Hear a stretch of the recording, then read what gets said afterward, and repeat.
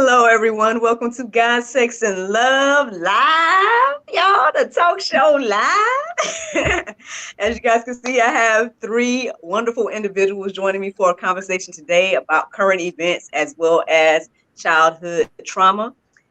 First, let's give a shout out to Miss Denise Gilbert. Hey, girl, how you doing?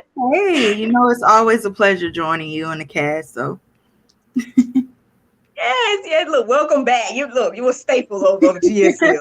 Then I want to go ahead and give a shout out to Miss Keisha Hall as well. Hey, lady. Hello. Thank you. Yes, indeed. Welcome back. Welcome back. And last but not least, look, the man of the hour, the tower of power.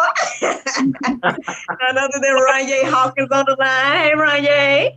What's going on, beautiful people? Happy Friday to everybody. Yes.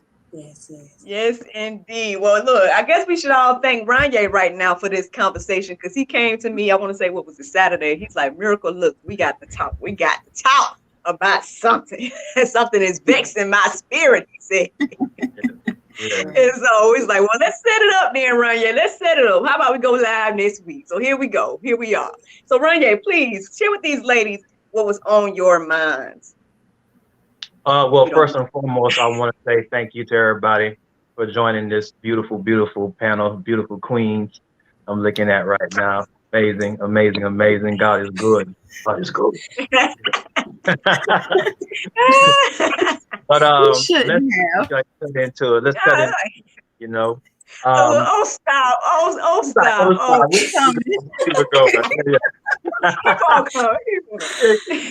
Come on into me. I got you. But yeah, so just in case we all know about the news of course, DMX's passing, things of that nature.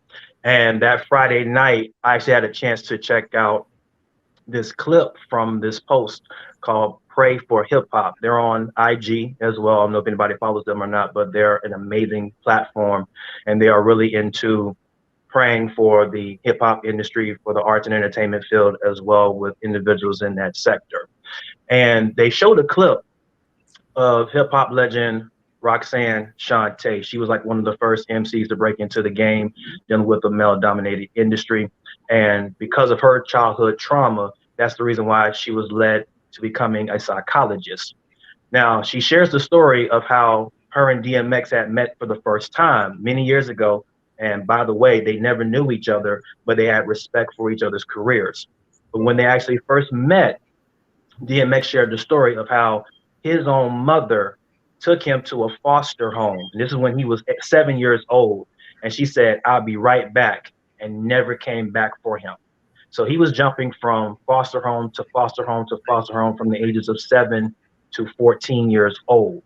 And this story reminded me of one of my best friends. I call him like my little brother. He's an amazing, well-known music producer, and he's also an autism activist. His story is very similar to DMX's as well when it comes to going into the system and being tossed to and fro from one home to another, not having a stable home, not having a stable environment, things of that nature, not having a mother figure or father figure to be exact, who is the cornerstone and the foundation of how we become who we are today. So when I was reading through it, it literally like ripped my heart in half and it bothered my spirit all the way around. So that's why I went and reached out to Miracle and I said, we have to talk about this, especially in our own community. And I've been talking about this with friends of mine for months at a time now. And again, it's like when you got this burden on you, it's like, yo, I want to talk about this because enough is enough. We need to do something about it to where we actually counteract this situation and to change the sector. And for those of y'all who do not know, I am also a mental health life coach. I also have my own consultation program, actually with my mother. My mother is actually a mental health counselor and also a minister as well. She's been doing it for 30 plus years, where we specialize in anger management. You know, we address childhood trauma, root issues, and many different things. I wanted to really get into it because it's not enough of our own people or just the whole world, period, talking about let's get rid of the childhood trauma. Let's address these matters so that we can heal and be able to move forward to have a better future for our future children and our children's children on down the line. One thing that really stood out for me also within the story is about DMX's father. He is a visual artist. He was a painter. But unfortunately, his dad was never around. But can you imagine, and this is the core of what I'm going with in my spirit. Can you imagine a mother having a child, but she don't know the potential of that child and what that child can become? How would you not know that your own mother birthed an amazing rapper down in history? Okay. 2 albums that went platinum in 1 year. Think about that for a split second. His mom didn't know that. His dad didn't know that. So it bothers me when I hear about parents who give up on their children. They give them to the system. They give them to their grandmother. They give them to somebody else except for their own selves, and lacking responsibility, wanting to abandon accountability. Let's talk about that for a second.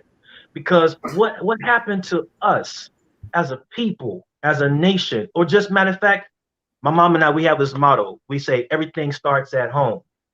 So just look at the results. Look at the things that are coming out of your children, coming out of somebody else. You have a friend of yours who probably went through a lot, and you wonder why, well, why is this person going through what they're going through? But then when you look back at the genesis of it all, they're like, wait a second, mom wasn't around, she don't care. Dad wasn't around, he don't care. Everybody just doing whatever they want to do, but y'all over here still procreating.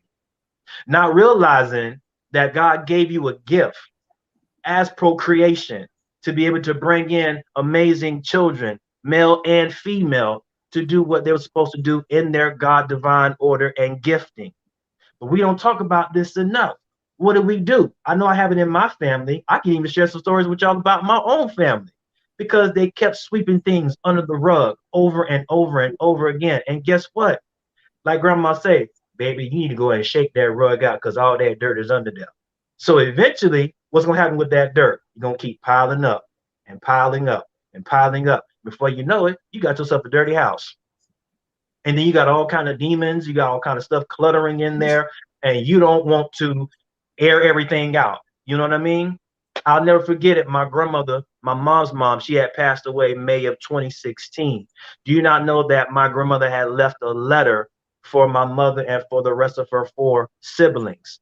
Coming to find out that my first 3, my mother and 2 of my aunts, they were actually born out of wedlock. My grandmother never said anything to them about it. But then the last 2, my last 2 aunts, yeah, that's when she wanted to start loving on them.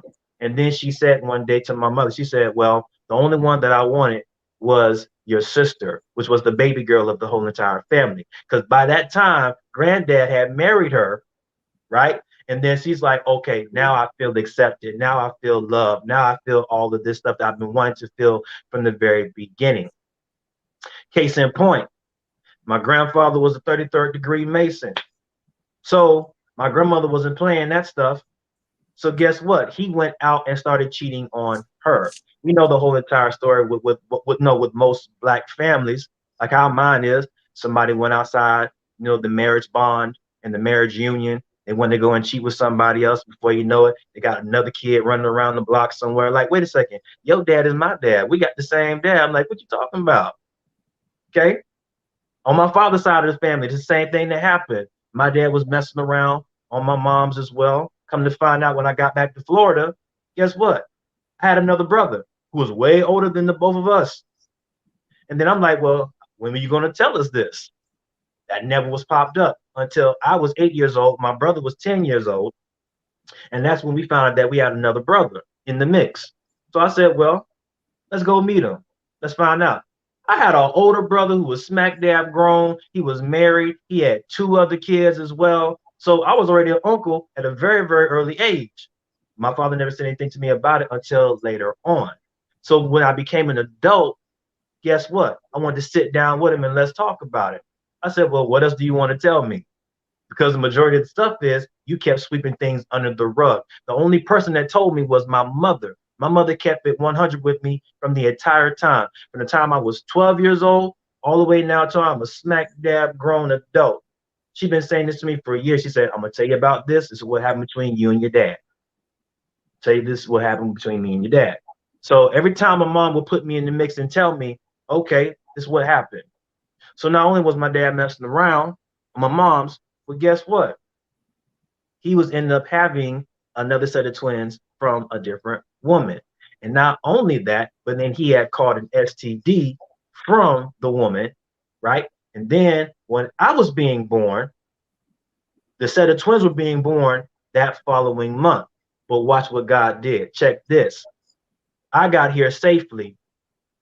The twins, they only stayed here for 5 months, and then they end up dying because of insufficient lungs. So my point is this. We have to stop sweeping things under the rug. Let's tell the truth for what it is. Let's get all the skeletons out of the closet. Let's get everything out of here, first and foremost, because childhood trauma is serious. And that stuff follows you all the way up until you're an adult. And you're trying to figure out, why, God? Why is this stuff popping up in front of me now? See, you're catching the results. The scripture says, for the thief comes to steal, kill, and to destroy. And when I heard that scripture in my head one day, when I was washing my hands preparing the sandwich, I said, God, what are you trying to tell me? Why this passage dropped in my head? So he told me, he said, you know what? He said, do you remember science in school? I said, yeah, it was one of my favorite subjects. He said, do you remember a law that says cause and effect? For every cause, there's an effect. I said, yeah, I remember that law. And then I said to myself, okay, killing, stealing, and destroying, these are results. These are actions. So God, what is the cause of all of this? And then I got quiet. And then the Holy Spirit said to me 30 seconds later, confusion. Confusion is the catalyst that brings up all of these results to what we are witnessing. Why there is division amongst families, while one sister hates another sister, and that other sister don't really understand why this sister is hating on her, all because she has a God-given gift of doing what she loves to do. You understand? So back to DMX's story, it really ripped my heart on the things that he had to go through, feeling neglected, feeling rejected, feeling abandonment, feeling all these different things. Can you imagine at 7 years old, you're being thrown into an adult-like situation? I know for me, I did. Because at 12 years, well, matter of fact, I'll take it back. At 10 years old, I was thrown into an adult-like situation. I got touched inappropriately by my 4th grade teacher. 12 years old, here it is. I got thrown into another adult situation. I was starting to get closer to God's walk, but then at the same time, I got exposed to pornography. And then 15 years old, I got, exposed again to another situation where my high school friend's sister was trying to grab me inappropriately, not once, but twice. But then her boyfriend comes in the picture, and then we're sitting hanging out inside the garage. Old boy walked past me, and when someone looks at you funny, I'm like, all the hairs on the back of my neck was standing straight up. I'm like, something's wrong with this picture here. Something about to go down. Not a minute later, guess what happens? He comes back out with a massive steak knife about this long. Before I knew it, he was trying to stab me. Now I had to run for my life. At 15, I had to embrace myself with the situation. So I'm asking myself, like, God, why am I being thrown into all these adult-like situations now? This is too much for me. But then you begin to realize as time progresses, you go into therapy, you go into counseling, you're going into prayer, you're going and talking to your accountability partner, your confidant, and you find out, wait a second, this is like a connect the dots moment here. So here we are now. Now I'm having to unravel and peel back all the layers of the situation. And like, is it just me? Am I the chosen person that got to take care of this matter? Because that's how I feel. I don't know how you ladies feel about that, but that's how I feel sometimes. I feel like I'm the chosen person in my family that has to unravel and peel back these layers because no one else wants to talk about it. No one wants to sit down and have an adult-like situation and conversation to say, well, this is what really happened, And that's what we need. We need somebody just to be upfront and brutally honest and to say, well, this is what happened with your mom and with your dad and et cetera, et cetera. That's all we ask for. I ain't ask for too much. That's it. But it's sad that we have adults who turn into parents that don't want to take the responsibility 100%. and want to go in and say, you know what? This is what we're supposed to do. Because if there is no divine order within the family structure, we're all going to be lost. That's why it's so important to have a mother figure. That's why it's so important to have a father figure. Because guess what? If God blesses you with a daughter, the daughter's going to look at the father. Because she's going to look at the father and say, guess what? This is what a real man is supposed to be. This is the example that you're going to have to look into. And then the son is going to look at the father. He's going to say, son, this is how we're going to do it. Follow my lead. Because see, here's another side note. Most women want to follow a man who follows God. But I know today, and most days, most men want to do it their own way, but they want the woman to submit. And that's not how it goes. I'm here to let you know. That's not how it works. That's not how it operates. Because everything has a divine order. And because society is telling us something different, they're saying, oh, we're going to do it our own way. You know, we're going to go this way. We're going to go that way. I'm like, nah, that's not what God is saying. He's saying, follow me first. Then there's man, then there's woman, then there's child. Right after that. And that's how the structure is supposed to flow. But again, my heart hurts for DMX because as raw as he was and he was rough around the edges, he still talked about God. He still gave God his props. He still spoke to somebody about the Lord, whether it was online or offline. He was just that person. I have friends of mine that work with him personally. They did shows with him. They did backstage with him and everything. And he was the same character on camera, off camera. Never changed, never compromised. He didn't bend. He was just who he was. And he just worked with what he worked with and what he was given. Now, just imagine if he did have proper guidance and the person that he can become. So I just wanted to share a little bit about that. You know, I would love to hear the ladies, you know, what your thoughts are, what your takes are, you know, we'd love to hear your experiences as well, too, because like I said, we all have a story to tell and we're all trying to, you know, get closer to our healing journey and where we need to be and where God is placing us to be, you know. But again, like my heart goes out to people that go through these things because I went through it, you know, and I know that everybody has a, you know, has a testimony as well, too. So I appreciate you for just listening. Wow. Wow. Wow. Well, can y'all hear me? Yep, we can hear you loud and clear. Oh, wow. It's so interesting that you had this topic and just facing, you know, personal things. I just heard a sermon on this and going back to why we hold things in and why, you know, coming from parents, you know, you made the choices of bringing about life, and then you make choices too that may not be always the right choices, and the steps of correcting yourself and finding help and getting guidance. It was the speech on feeling attacked for your choices. And the sermon was, the pastor was speaking and he was going on to how he was so flawed and he knew the Lord and he wanted help, but it was the pressure that the people that you feel like you can go to, they're the ones that come to attack you the most. So you never feel like you can come out of those mistakes. You never feel like you can get over, you know, the things that you've done wrong.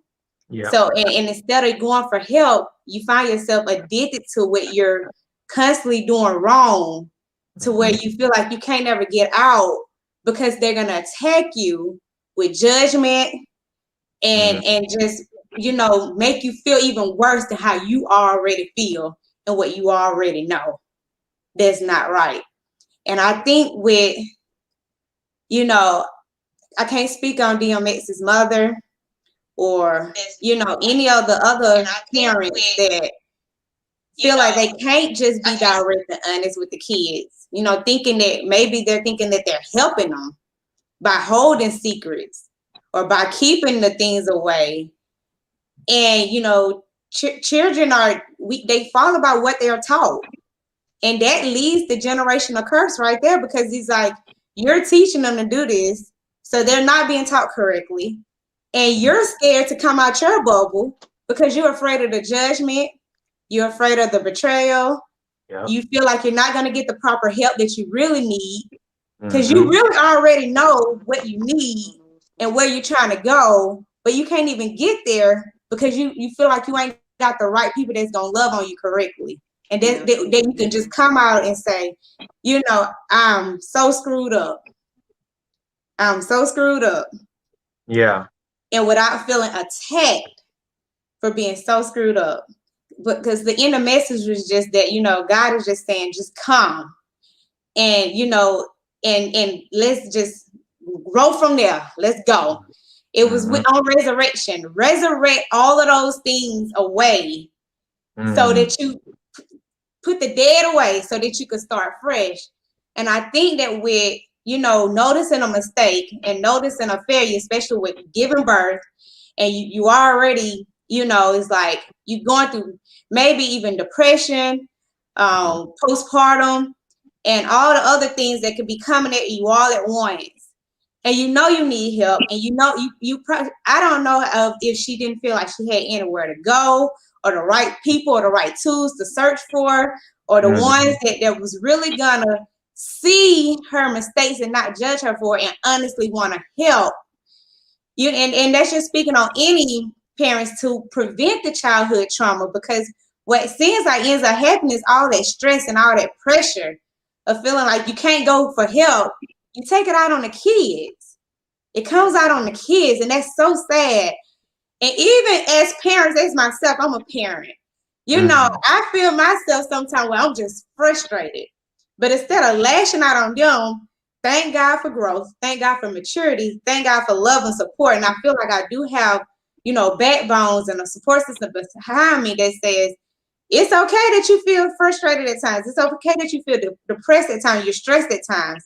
Yeah. But, you know, walk away. Go hide yourself in the closet for a moment. Yourself, not the kids, yourself. Be able to face reality yourself, to, you know, put yourself in a mindset to where you can be your best to go out to your kids and not bring that kind of trauma on them, because you're already traumatized. You're already experiencing your own things. So that is a very sad situation. It's so common. I used to work in many child organizations with the Baptist Children's Home, Presbyterian Home, DHR, and I see that I've seen so many stories like this, and you know, these addictions, and they just take over, and I could see always there's a love for the kids, but the addictions are so heavy over the person that they can't control. Is you know, those it is the addictions, and I think it starts there. And I honestly, that message was just so, you know, heartwarming, because it was like the stories of he was so addicted to where he knew what he was doing wrong and wanted to help, but it was just like, you know, your Christians, your family, the ones that you thinking you can go to. And he was like, you know what? God finally just said, something came to him. The Lord just came to him and said, I forgive you. I forgive you. So I think once the person commits to that and can understand that you're not alone in what you do, and find a way that we all can, you know, and now I think too that, you know, we grew up with everybody parent you. And now you about can't even say nothing to somebody else's child. You can't, don't correct my child, don't speak to my child, and you better not, you know, I was not raised like that. You know, if someone said to you and it was in a manner of, you knew, family, and they corrected you, you better did it. Now, millennial generation is not like that, and that makes it makes it harder. And I'm pretty sure, you know, DMX was, you know, death at 50, so obviously it's something that's still been there, because I don't know, you know, what was there for his grandmother, his mom, Yes. to where, you know, all of these events. And I know he wrote even a song about the love he had for his grandmother. Yes. So he had some type of support system. So, you know, however that happened, it's something that parents and guardians just really need to go deeper into finding those loving ones, that going for that support system to get help with those addictions, because it typically comes from something we're addicted to, the overstressors and all of that, that puts that anger and that for you to even think to knock your child's teeth out. And Yes. to you know, the what I've heard how his life was like, oh my gosh, you know. Mm-hmm. You hear the things and you like, I could not do that to my kids, but you know, it's something that was there to cause them to do that to their kids. And it's like, where do we get to with that? Yeah. Mm-hmm. It's a constant cycle, you know, over and over and over again. And it's like, we have to break it. Somebody has to step up and say, enough is enough. We need to change this dynamic. We need to change this form, because you don't want that same spirit and vibe to just pour over into your children and your children's children, to see that same effect over and over again. You know what I mean? Like, and I recall as you were talking, and I heard this earlier today as well too. I remember one of my childhood friends who is no longer with us. He had died when he was about 19, and I was getting on to becoming 18 years old, and I was still in high school. And I remember it like it was yesterday. I was just coming from regionals, running track and field championships. I'm in school the very next day. I'm in accounting class, and his ex-girl was sitting right next to me, and she said, "Hey, Ronye, have you heard about Tico?" We used to call him Tico. It was his nickname, but his real name is Tommy. He said, "Yo, did you hear about Tico?" I said, "No, what's up?" And she was like, "He had passed away. He had died." I said, "Man, stop playing, man. Don't do that to me." So then his other best friend, which was my homeboy, because we all had hung out in the same group in the same area, he hit me up. He said, "Yo, Ron, Tico gone, man." I said, "Man, quit playing with me right now."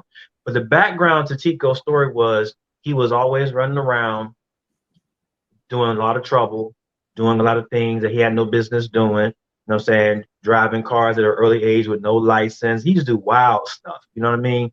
But the background of it is that his mother was never around. You know, like how our parents were, you know, it was like, listen, when those street lights come on, your butt better be inside this house.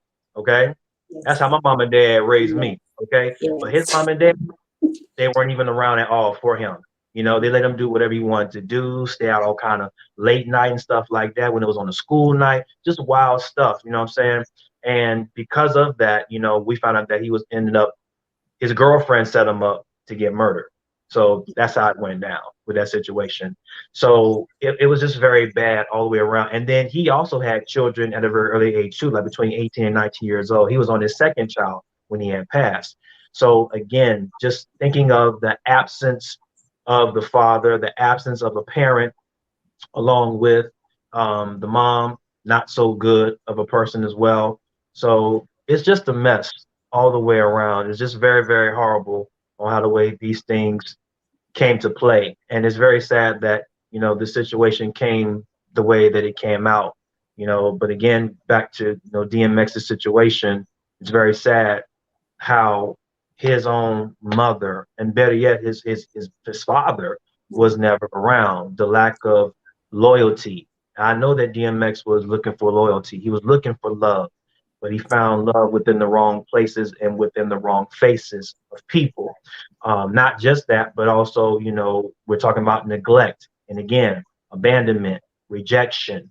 All those things came out within his music, and we can hear it.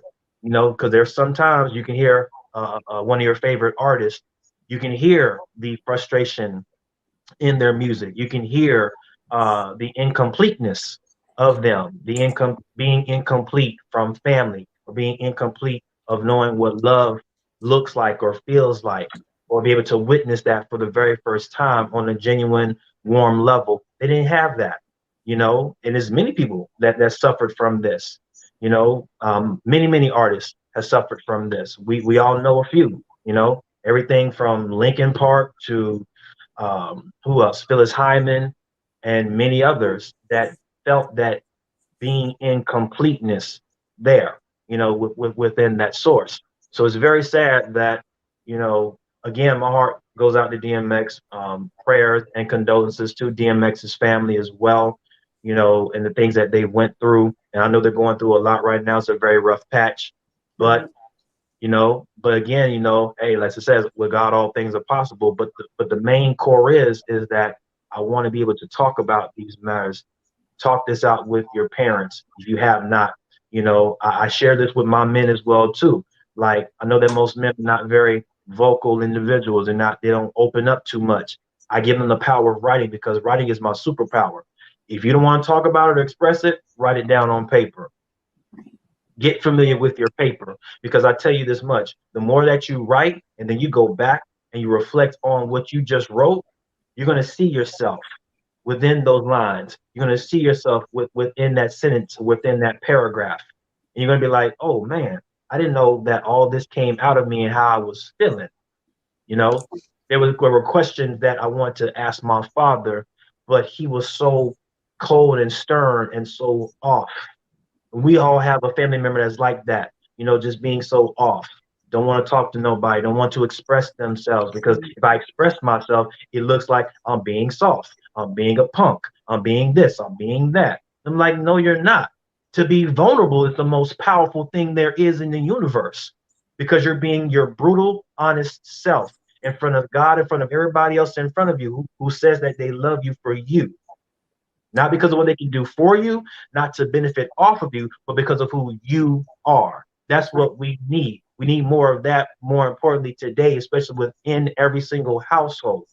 Because again, if God is not in the center of the relationship or in the marriage or in the home structure, our children are going to go off the deep end. I mean, thank God for grace, because I'm alive and doing quite well today, just like many of you are as well too, as I can see. We got moms on here as well. We got some amazing people on here. They're doing great things, positive things for the community. We need more of that within our sector. If you can be the one change that'll help somebody in this world, do that. And then let that become a domino effect after that. Because all it takes is just one person. It really does. To say that, you know what? I'm tired of talking about this. I'm tired of seeing this on the news, or hearing about it online, or seeing it in a post on Instagram or social media. Like, what are you doing about it to change the guard of where we are right now? All we need is just one person to step up and just speak. That's all you need to do. Just speak from the heart. That's why I tell my men, I tell creatives, do that. If you don't want to talk about it, say it through your music. Talk about it in your poetry. Paint it out. Cook it out. Whatever the case may be, to express yourself.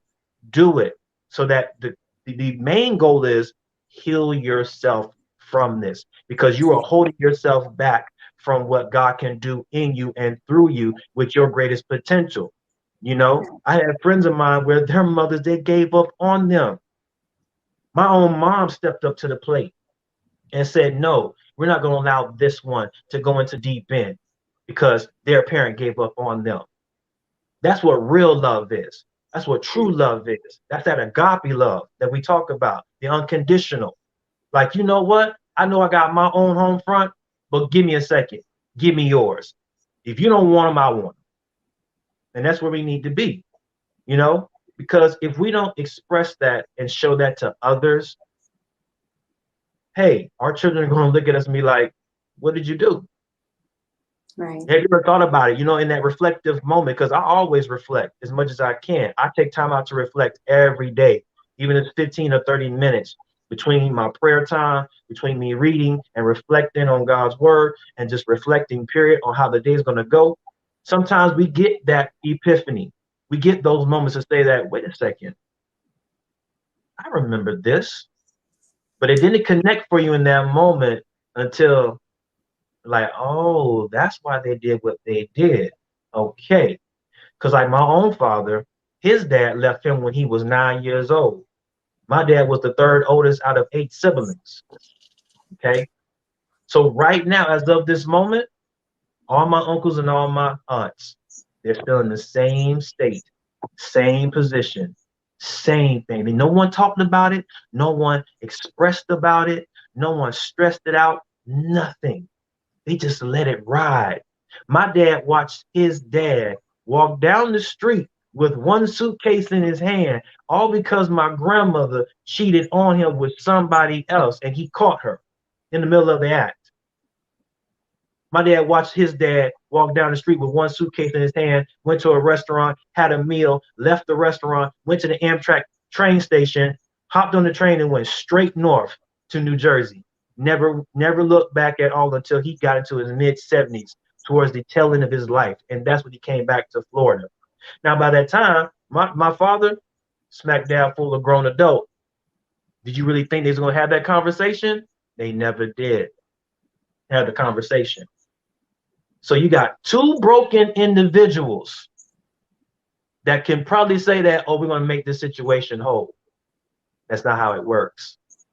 Because if one person doesn't give up the pride, if they don't give up the ego, and if they don't really sit down and talk things out with saying, well, you know, it was like this is what happened between you and your mom. And no, I don't want machismo. Don't give me no macho stuff. Lay it to the side. Let your ego and your pride die. Let it completely die. And let your vulnerability come out for what it is. And that's all I asked my father to do. My father couldn't even do that for me. Because guess what? He wanted to cover everything up with religion. It don't work either. Right. It doesn't. You can't hide your hurt behind a whole text full of scriptures, y'all. Right. It don't work this way. All I ask for you to do is to be one thing. Human. That's it. Even Christ was human. Right. Didn't he feel? He wept when Lazarus died. I didn't say this in the text. He was human. He felt pain. He felt agony. He didn't want to go on that cross. You know? He didn't want to die for what? Another human being. For humanity. He didn't. But he was human. So all we ask for from our parents is to be human. That's it. Right. And just lay everything out for what it is. That's where true healing starts. I know it sounds like an AA meeting, but still, that's the first step. They tell you what? Confession. Confession. Own it. Own it. Own it. Own Own it. Own it completely, through and through. And then I heard something else earlier, and I've been on this for like the last 2 weeks. No conviction, no change. If there's no conviction of heart, then there is no change. And you cannot change somebody else's life on a positive spectrum until you do it for yourself. It says, but let a man examine himself. So if you don't do no soul searching within yourself to know who you are, if Keisha don't do it, Denise don't do it, if Miracle don't do it, guess what? It'll never get done. If I don't do it, it'll never get done. And our generation and our bloodline will never be fully healed if we don't do the internal work. So guess what?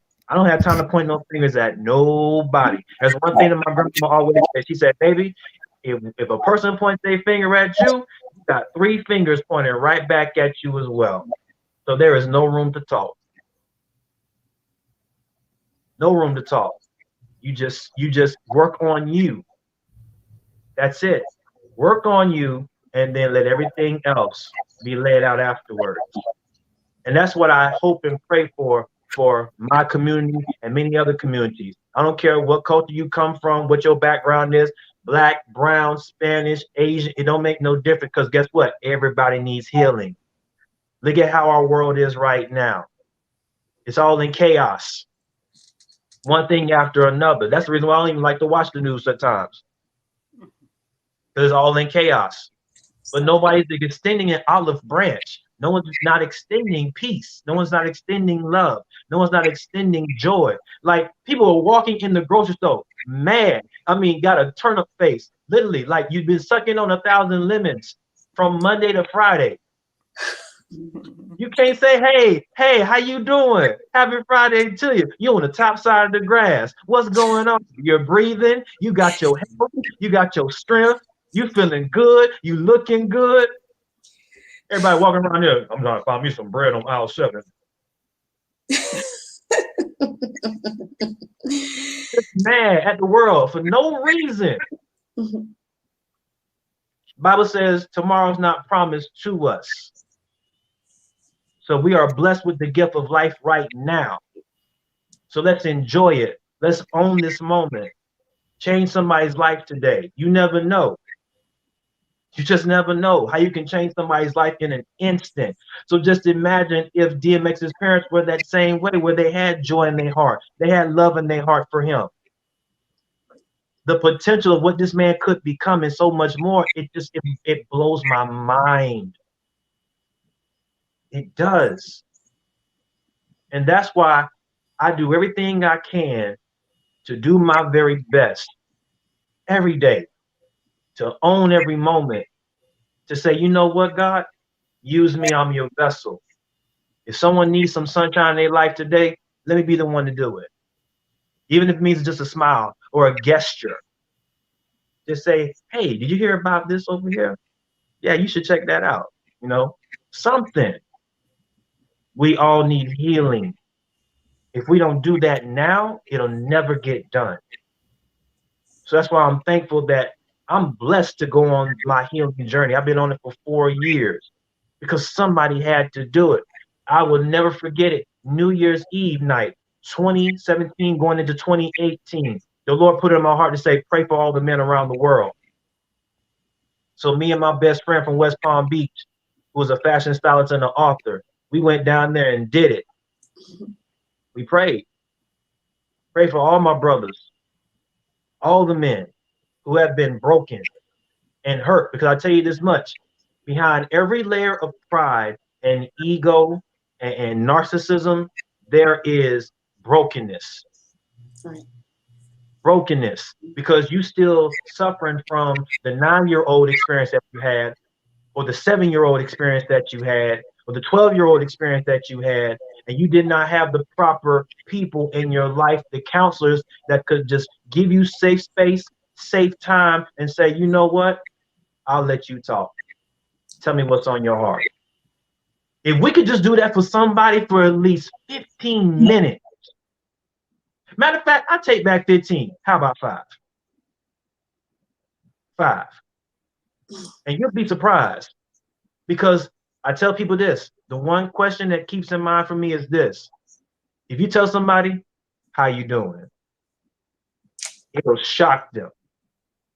They'd be like, what? You talking to me? Like, yeah, I want to know. How are you doing? How's your week? What's going on? And they'd be like, well, and then they start, and they'll go from there. And you'll be surprised what comes out of their mouth. The things that they deal with, the struggles that they deal with, the demons that they faced since they were 10, 11, 12 years old. I don't know. All I know is that if we don't give space, if we don't give time to that other person, even if it means that it's not coming from our family, it's coming from somebody else that don't look like us or do look like us, guess what? That's an opportunity for you to change their world. And watch what happens. So, Coach Denise, got any words for me? Yes, I definitely was. This was a lot to digest. First I wanted to go on the DMX. He definitely, you could tell he loved God. You could tell he, some of the videos that we seen, how he prayed even on his CDs and albums. He always made a song to reverence God. He always showed God love. He showed that you could still be used by God, even in your mess. You could still be used and be a vessel, and just tell everybody about the good news. Tell everybody about who God is, and that's what he did. I mean, he was a poet. I mean, Yeah. his words, the way he put prayers together. I mean, I went back and listened to some of his prayers, and I was just amazed by it. You know, the way he was able to put words together and everything. So I just could really tell that. And like you were stating about childhood trauma, I don't know if you've seen Bobby Brown recently just was on Jada Pinkett Red Table. Yes, Wow. yes. I mean, just to hear his childhood trauma of, you know, we've seen some of it in the movie, and of course on some of the interviews that he went on as well with, you know, seeing the drugs and people being killed and the abuse that he witnessed as a child. So it's just very unfortunate that these children are actually seeing and witnessing these things. And as you stated, Ranye, it becomes generational because, you know, we learn by the environment, we learn by what we see, what our parents do. So we think it's okay. You know, so also another thing I definitely agree with you on, Ranye, was about, you know, speaking on those generational curses. We have to confess, we have to say, you know, that's just like me going through some, and generational is, you know, like you were stating, we having the same problems as our mother and our fathers, but our parents aren't telling us that, hey, I dealt with pornography, or hey, I dealt with alcoholism, or hey, I dealt with this. I'm pretty sure you could, you know, as they say, the saying goes, and I mean, as life goes on, you definitely see some of these sayings and you be like, yeah, the apple don't fall too far from the tree. So there's something going on in your family that you had to deal with as well. And hopefully you're the one that said, oh, let me break, you know, this generational curse. Let me break this problem. I'm not going to deal with that. In my own family, you know, my great grandmother died from cirrhosis of the liver. So alcohol would be one of the big things in my family. You know, and so we all have something in our family, whether you want to admit to it or not. That you're dealing with, or that you need to pretty much stay away from or break that curse. And you do have to be the one in the family to pray over your family, to be the one to stand up in your family and say, hey, I'm not going to do this. This is not okay. And you may get some backlash for it. And I know I currently am. I know, Ranya, you were saying, yes, I'm the one that's going to stand up in my family. You're going to get that backlash because everybody's doing the same thing. They don't see anything wrong with what they're doing. So you coming, you know, probably being a child or whatever you are at the time, and you could be 40 years old, they'll still look at you as a child, you know, depending on your family dynamics. I'm just saying. So, you know, and they're going to be like, well, what you doing? We always did it this way. So who are you to come and change, you know, this? This is something that we're doing. Like I said, alcoholism in my family. So if you come around and you don't drink, everybody probably going to be looking at you like, huh? What's going on? So, you know, So it becomes, every family has that culture in their family.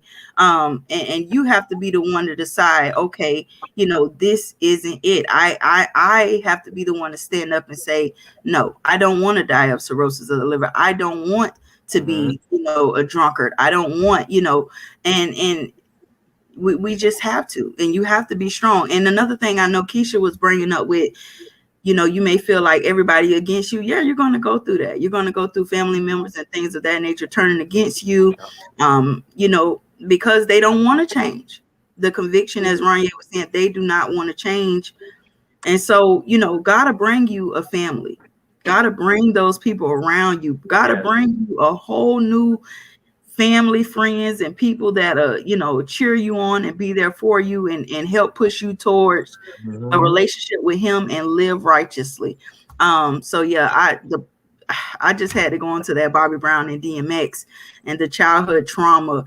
We really have to watch what we're doing in front of these children. And even if it's not your child, we need to get back to that village mindset, as Ranya was saying. And, you know, I couldn't go down the street without them lights came on. Even if it wasn't your family, the neighbor seeing you, you could be 2 streets over. Ain't you so-and-so child? You need to go back over there. You're trying to hide.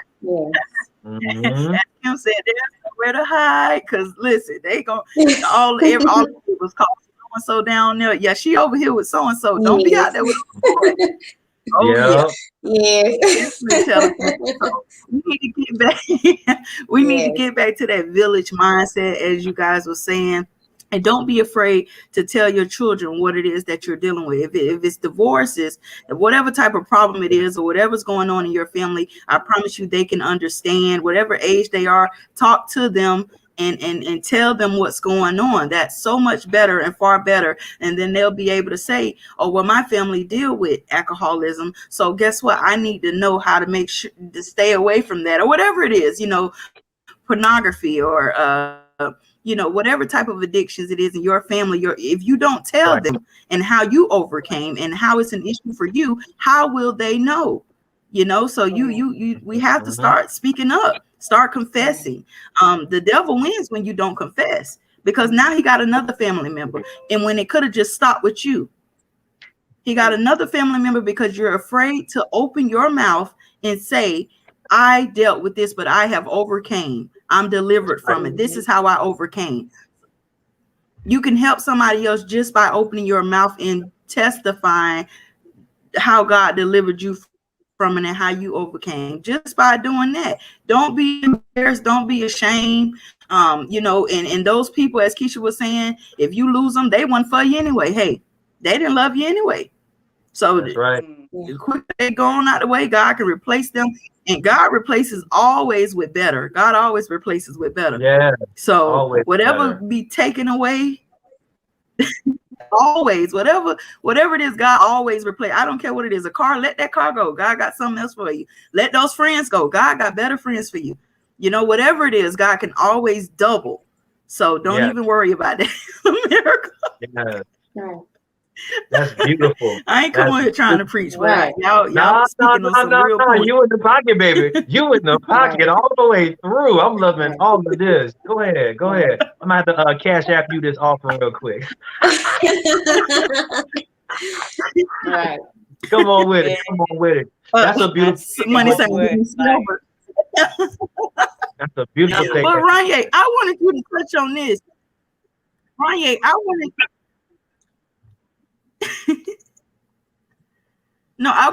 was telling Ranye, I just wanted you to continue to touch on what you were saying about men following God and wanting women to submit to them when they haven't even submitted to God. That was something so profound to me that you said, and I just wanted you to kind of go in on it. I know we talk about childhood trauma. I caught that on a snippet. It was good. Yeah, I was like, oh, well, since you asked, I will go in on it and I'll expound on it a little bit more on that. But we're kind of juggling two different topics or so. But again, these are just like different revelations and different scenarios in my daily walk as I'm breaking things down or explaining to friends of mine who are male figures and they're trying to understand about the dating portion and the relationship portions as well with that significant other, etc. And a lot of times these same situations, I have these conversations with my mother as well too, because I'm very close to my mother. But again, we're in the same field, so we talk about these things. And of course, like I said from the very beginning of the program, that she's always been there since day one, and she had addressed these issues and actually brought me an awareness of it as well too at a very early age.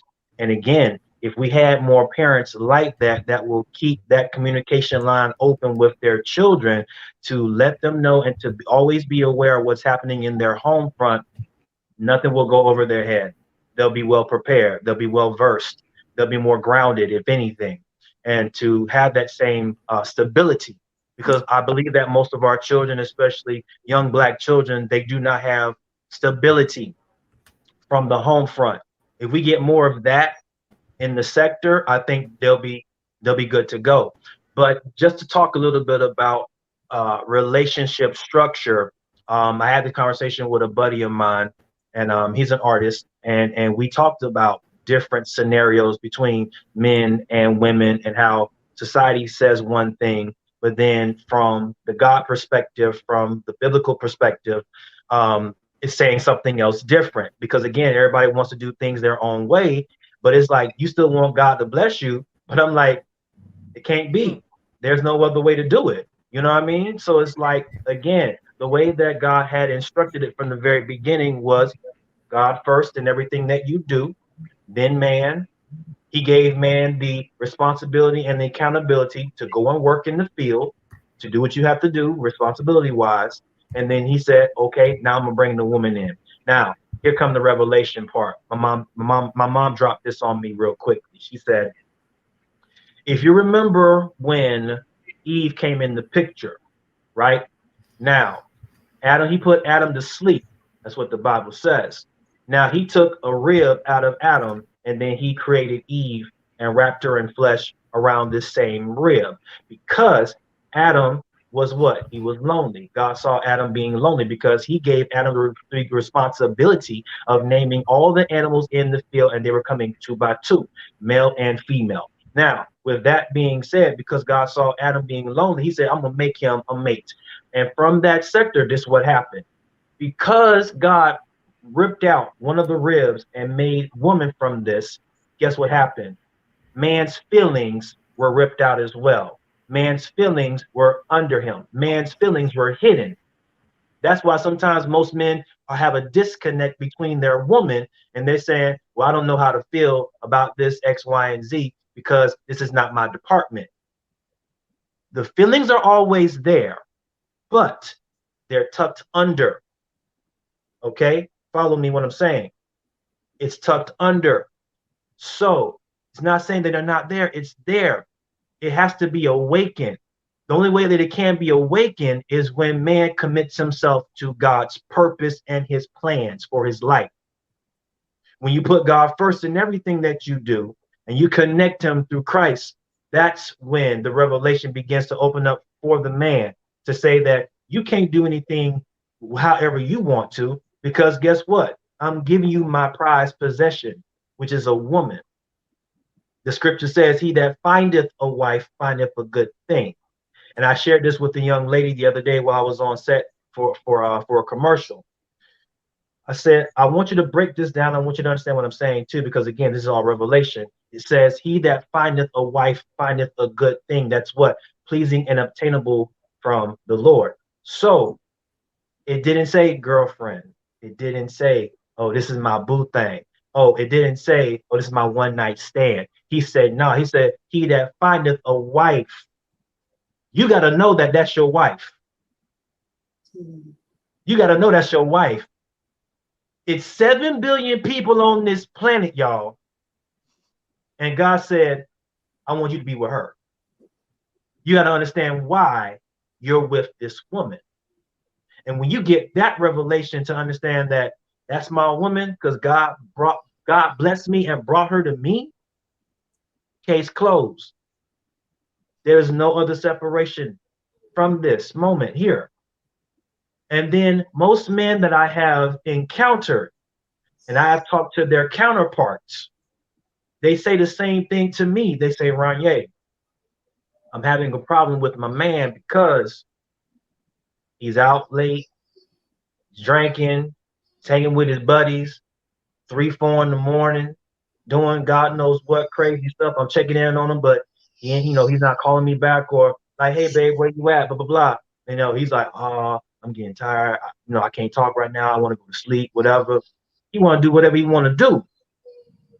I just had this conversation with a young lady the other day, and I began to explain to her. I said, this is what the Spirit of God is telling me about your situation. If you ask this man one question, I guarantee you'll know how the rest of this whole situation is going to go. You ask him, why are you in love with me? Why me? Out of everybody else that you could talk to, why me? And if he cannot answer that question honestly and respectful to you, nothing else needs to be discussed. You should have your answer by now from that conversation.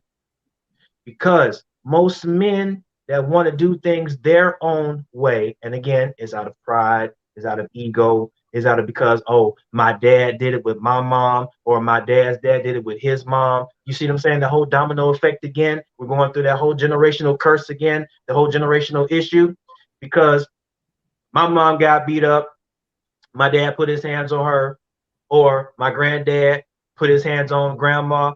So it's normal. And anytime that kids see this type of behavior, they're going to say that, oh, this is normal. No, it's not normal. It's not normal. And matter of fact, it's not good, because no one should put their hands on no one at all. If you love that person, respect that person, and you see God in that person, then it should respect.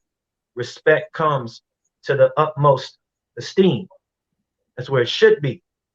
But see, most men, because again, they got that spirit of pride in them from their dad and from their dad's dad. So they think that this is the way it's supposed to go. They're going to say, well, she got to fall in line with this right here. Nah, you want her to submit to what you want to do. And you feel like, well, she at home, she cooking for me, she drawing my bath, she doing this X, Y, and Z, she ironing my clothes, etc., etc. I'm good. I'm gonna go hang out with the boys, baby. I see you in like 3 or 4 hours. I'm out. Nah, that's not how it works. It's not how it works. Because if you don't have God in the center of that relationship, and be upfront. I'm upfront with everybody. Friends, family, don't matter. I'm upfront with everybody. Look, if God is not in the center of that friendship, that relationship on any level, then there's no use. It will not stand. The book of Ecclesiastes talks about this. It says it has a 3-chord bind. It's you, that person, and God. And if they're not intertwining with each other, it's going to fall apart. What I tell men now is that they need to go talk to God for themselves.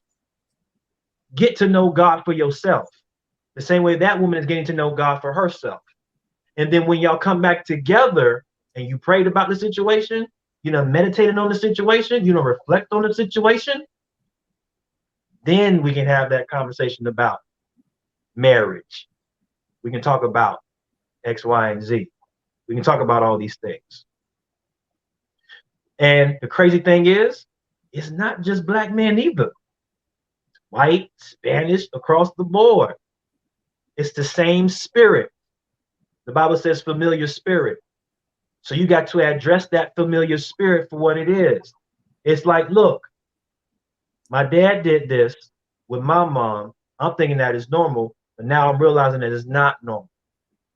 So you got to change the guard again and say, I want my marriage to last, or I want my relationship to last the same way that my parents did it. 50 years, 75 years. How did they do it? You get around, as we say, the OGs, you get around those older generation. You get around them and say, hey, how did y'all do it? How do y'all keep that love life fresh? What did you do? How did that spark remain? Because see, in the very early stages of any kind of relationship, it's gonna feel nice. You're gonna feel like you're smelling daisies and roses and all that kind of stuff, right? But the main core is that if you don't put no work into this thing called love, it's not gonna work. Love also requires work. Most people don't want to talk about that. And that's the one thing that my father didn't do with my mother. And if we can all be honest, I'll be honest with y'all right now. That's the reason why my parents are divorcing right now. 50 years of marriage going down the drain because my father did not want to put in any kind of work. My mother gave him 12 years to get it right. She gave him 12 years to fix the situation. He did not fix the situation. He did not own up to his responsibility. He did not own up to his accountability. He did not want to take his part to say, you know what, son, I messed up. I apologize. Please forgive me. If most fathers would do that, if most men would do that, to say, you know what, I don't have all the answers. I'm just as dumb as a doorknob. I don't know nothing. I'm just as clueless. Help me. But you got to have, as they say, a come to Jesus moment, to have that sector and say, you know what, God, I don't know nothing. Please teach me. That's why I tell folks, now I'm at the point in my life where I'm like, hey, God, look, I don't know nothing. You show me how it's done. I need to know, because if I keep doing this myself and want to put the hands on the steering wheel, I'm going to crash every single time. And I don't want that to happen because I still got my safety belt on. You know what I'm saying? Like, you feel me? But if more people would be honest with themselves, if you get downright honest with yourself to say, you know what?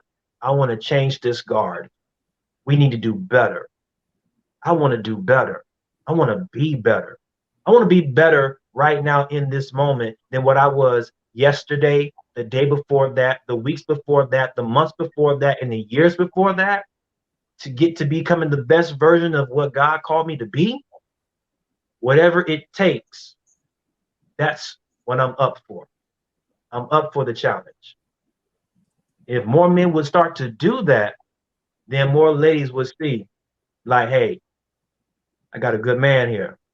Like he doing his thing. Like he working hard. So that's why that's my little tidbit, y'all. That's my little tidbit. It seems to me, you know, that question is kind of loaded because it's like, I guess men forgot who gave them that authority anyway. So submitting to God, you know, you can most likely get a woman to submit to you. Observations. Yeah. Yeah, absolutely. Well, I mean, look, I don't want to. Well, first, the elephant in the room. First of all, I think I want to kind of go ahead and acknowledge it because I personally feel as if it was like some type of spiritual situation trying to distract this here live on today. That my thing kept going. I'm talking like 4 different devices. Logging in on one, another go out. Logging on another got out. So, but at the end of the day, I was just thanking and praising God. I was catching clips, so you know, you guys going there whatnot, and I was like thanking and praise God that I had the right ones on the line. Kept the conversation going and everything like that. So, you know, thank and praise God for each and every one of you all on here. I mean, obviously I missed, you know, a bulk of some of the things. But I guess in regards to this, hopefully the people have received something tonight about, you know, childhood trauma and something that'll hopefully help the situation. You know, at the end of the day, help change some things. Because again, with a lot of the things that are going on in this world right now, it's about the future. You know, it's about the kids at this point. You know, let us be better. You know, yes. You know, so. And I know all of you, you know, have all shared. At least I caught some that you all have shared. You know, different perspectives of, you know, of that. So I feel all right. I feel like, you know, perhaps the people have received what they were supposed to receive. But hey, I don't know. Is there anything else you all would like to share before we go? Or? I also want to say, also before we head out, speaking life into your situation and into your children is critical. That's the main thing for me. Speaking life and speaking affirmation, speaking that word of God over your own life and over your children's life is very, very important. And I didn't realize this until a month ago. I had a reflective moment. I said to myself, I said, hold on. This was when I was getting ready to become 14 years old. And the Lord showed me this. I was watching my uncle die of AIDS. Okay. In one point. This is like, I know kind of dating myself, but this has happened back in the summer of 1993. So getting ready to turn 14 years old. I watched my uncle die of AIDS in front of me, right? And my uncle had a very promising future. He was getting ready to go into the NFL. He had dreams and all this type of stuff. Like he was a very athletic, talented individual. One thing led to another. When he was in college, he was at Florida A&M. Someone spiked his drink, whatever, and messed him up. And he just went downhill afterwards. So it was just a heck of a mess. Kind of like something similar to my father's footsteps. And he was hooked on heroin for a very, very, very long time. Like even people have said to me that he even sold his body at one point as well, just for drugs. That's a whole another crazy story. But as I was watching my uncle die in front of me, I even had family members that would say things like, well, you know, as Keisha says, you know, the apple doesn't fall too far from the tree. That's what Denise said as well, you know. And in that moment, my mind started clicking very fast. And I said to myself, oh, so y'all think I'm going to end up like this? What's in front of me? Or from my family members who, you know, they started being sexually active at a very early age. One of my cousins, she had her first kid at 12 years old. Okay. I said to myself, y'all really think I'm going to go down this road like the rest of you? Okay. Challenge accepted. At 14 years old, the Holy Spirit showed me, he said, son, you have made an adult decision in that moment. You took the bull by the horns and drove it to the ground. You took the reins on them horses and you drove. That's what you did. I was not going to let no one or anything stop me from getting to the goals of where God has me to be. And when I caught that revelation, I said, I got it, God. Thank you. I appreciate that. Because it told me something. It says, you know what? You don't never let no one define who you are. Only God does that. That's it.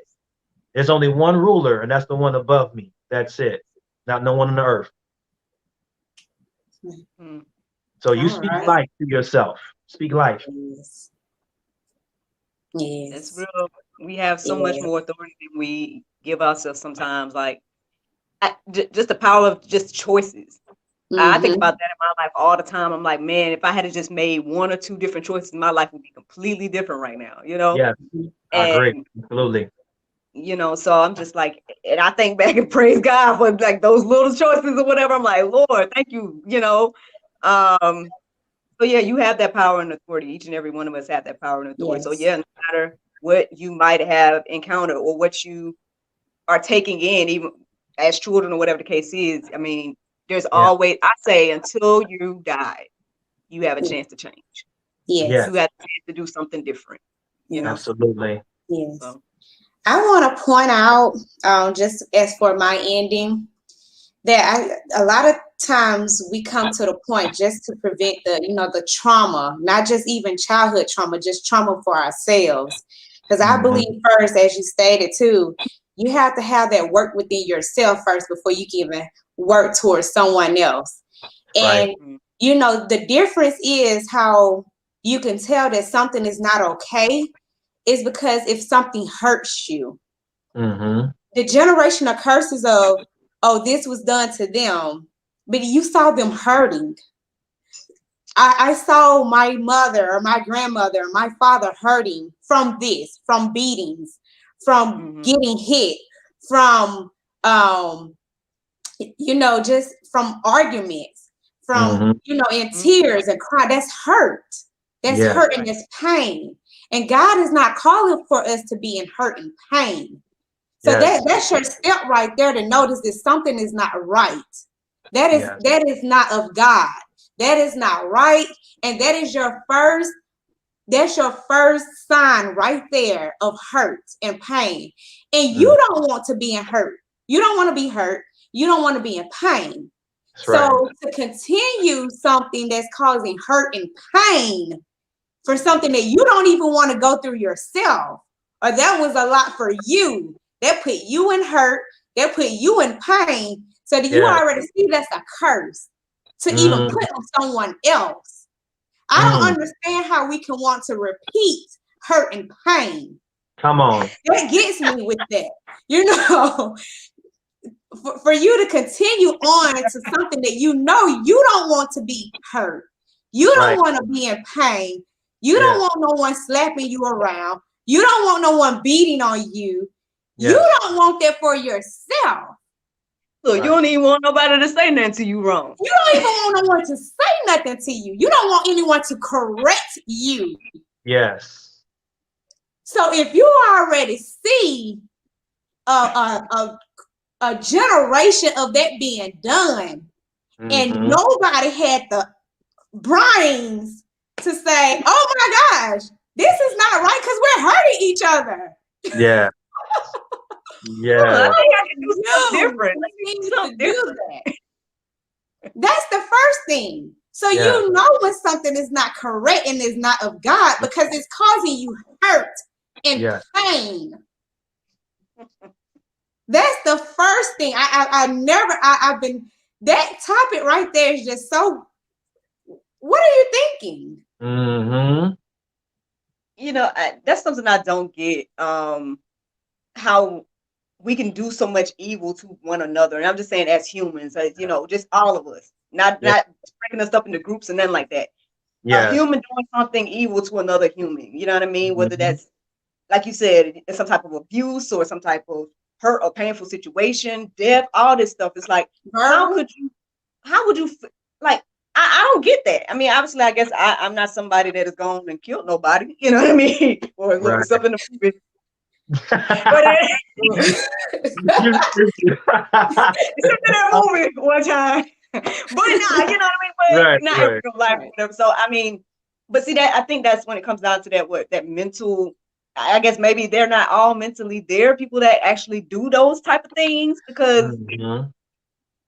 for me, I don't get it. I don't, and then it's again, it just continues, and then you know you holding Yeah. on to whatever that bitterness is and that unforgiveness is, and then it Mhm. goes on generation to generation, Right. and now it's at the point where, Lord, okay, but now it's at the point where there are situations that we haven't even experienced in our lives, but we are like, we're quick to be so like hold on to, well my grandma went through it and X, Y, and Z, so I'm gonna be mad. Mhm. It's like grandma Right. survived it though. Grandma survived it, right? She ain't Right. even holding on to that bitterness. You know what Mhm. I mean? That's But we right. want to. So how is that helping us? How does that help us? And then everybody that comes after us. So now you gonna tell your kids that's brand new Right. to the world, ain't experienced nothing what grandma had experienced. You be like, hey, so grandma Right. went through something bad, so we all mad about it. So you gonna grow up and be mad about it too. Right. That's Yeah. pretty much Right. it all. And it's like, Right. so I mean, I you think know, it's that's just it. one of those things, y'all. I mean, we can change. We all have that ability to do something different, Yes. to change our perspective of stuff. I mean, obviously you have to go to God for that. That's I do right. feel like you have to, well, everybody should one-on-one build that relationship with God to hopefully get them to that point to now, okay, I see some things differently now. I see that, hey, for example, that thing with grandma. Okay, now I can see that grandma survived it. I can see that when I talked to grandma about that, whatever she had went through, she's not even thinking about it no more. She's like, hey, God, help me. God, saw me through it and X, Y, and Z.